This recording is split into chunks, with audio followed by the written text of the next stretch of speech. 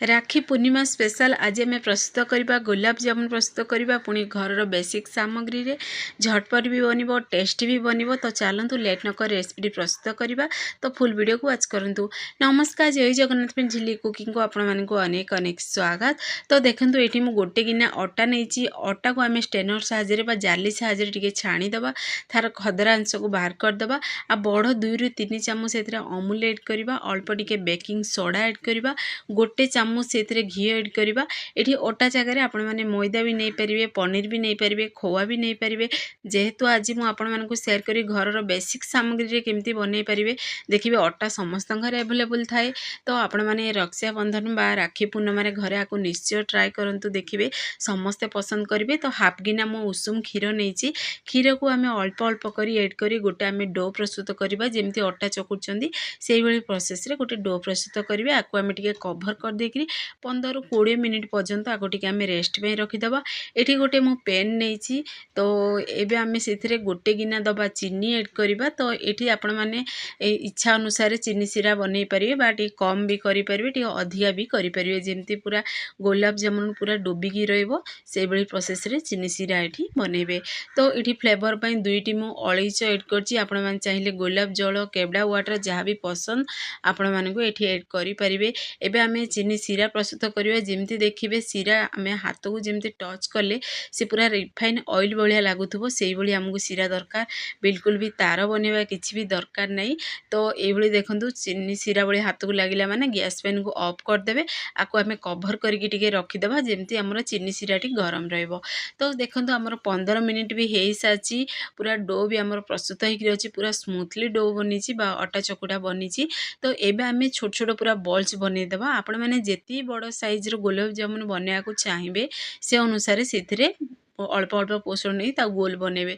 तो देखंतु एई प्रोसेस रे पूरा गोल बनै देबे। जेमिति ध्यान रखिबे पूरा जेमिति स्क्रैच न पड़ियो बा फाट सेथिरे न पड़ियो जेमिति, नले देखिबे आपण माने आको छाणीबा समय रे से पूरा गुलाब जामुन पूरा तेल रे ही पूरा से फाटिगिरी पूरा खंड होई जिवो, भांगी जिवो। तो सेति प्रति टिके ध्यान देबे। तो देखंतु एटी बिल्कुल भी स्क्रैच नहीं, परफेक्टली पूरा बनि साची। तो एबे आमे तेल को मु टिके एटी 2 ରୁ 3 मिनिट आगरु ही बसैतिली गरम करबा पई। जेहेतु देखिबे तेल पूरा गरम तेल रे आको ऐड करिवेनी, हल्का तेल उषुम थिबो।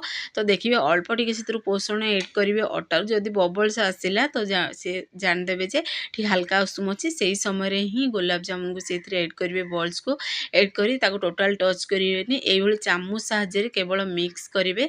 जेमिति एई भली मिक्स करबा द्वारा देखिबे चारि साइड पूरा एका भलिया कलर आसीबो।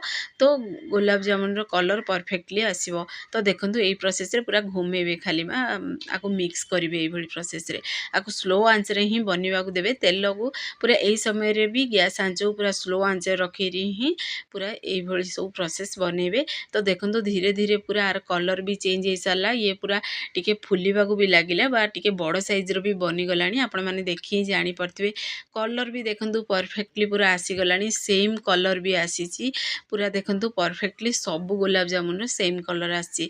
तो ये जो गरम गरम आम सीरा रखीदे ना, जदि देखिए चीनी सीरा जब ठंडा हो टे हल्का गरम करदे।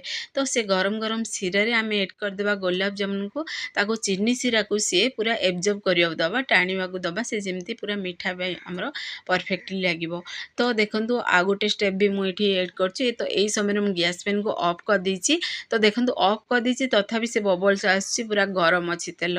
तो सेति प्रति ध्यान देबे। जदि नल देखिए हाई आंच रे आपण माने जदि बनेबे बा तेल गरम थिबो, जदि गुलाब जामुन बनेबे से बाहर पूरा देखिए कलर आसी जो भीतर सिझी नथिबो, सेति प्रति टिके ध्यान देबे। तो देखंतु आ गोटे स्टेप भी हमर बनिकी रेडी हो सालानी।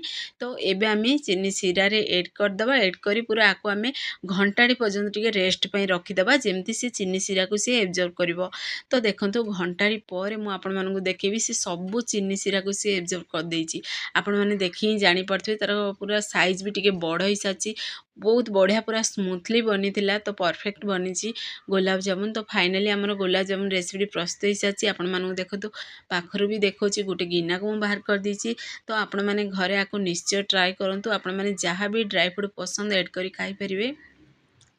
तो आपण मानू जदि भिडियोटी पसंद आसथिबो ताहले सांग मानकु शेयर करंतु लाइक करंतु चैनल रे जदि नुआ अछंदी ताहले चैनल को मोर सब्सक्राइब कर दियंतु बेल आइकन क्लिक कर दियंतु जहा फल रे मोर सब वीडियो नोटिफिकेशन प्रथमे आपण मानकु पहुंचबो।